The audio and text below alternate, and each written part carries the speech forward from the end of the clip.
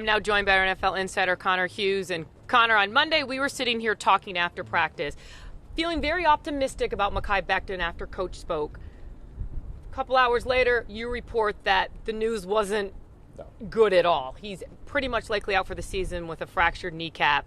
Today, on Tuesday, Coach confirmed it. How did it go from one spectrum to the other? Yeah, well, Jeane, it wasn't just you and I who were confident that Mekhi Becton was going to be okay. It was everyone within the Jets building. You know, when Robert Saleh was walking off the field yesterday, trainers went over to him and said, look, it's probably fine. We're not overly worried about it. It's stable, meaning the knee. So basically what that means is that when you suffer a knee injury, you can go and you can wiggle it around.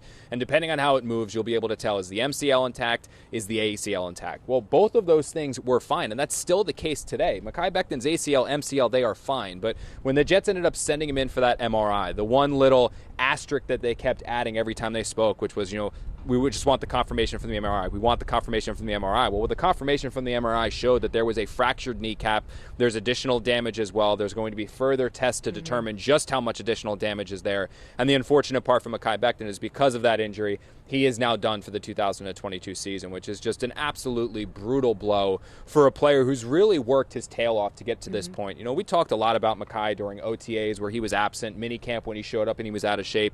Well, over those 40 days between minicamp and training camp, he did everything that he possibly could to stay in shape. He spent every one of those 40 days, with the exception of 4th of July, in the team's facility, got himself in shape, got his weight down to what the Jets wanted. And looked great coming into training camp. Absolutely, and looked great on the field. We were talking last year, 2-3 times a day Mekhi Becton would get sacked. Well, I think he was beat 2 to 3 times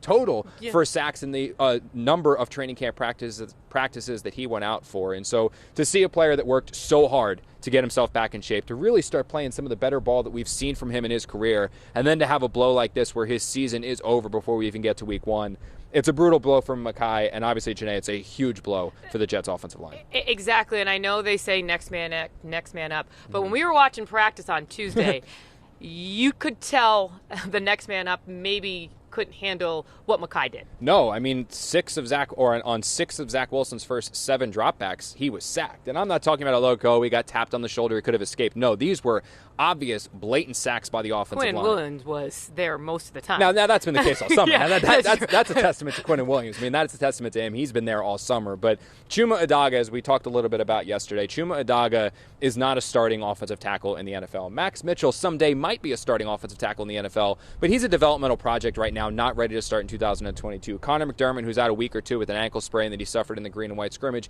he's not a starting offensive tackle in the NFL. So the Jets, when you talk about an offensive line, you are only as strong as your weakest point. And right now, the Jets have 4 very, very good players. That 5th one at right tackle, who's ever playing right tackle, it's a major concern. Now, last year, the Jets had depth concerns. That Morgan Moses fell right into their lap.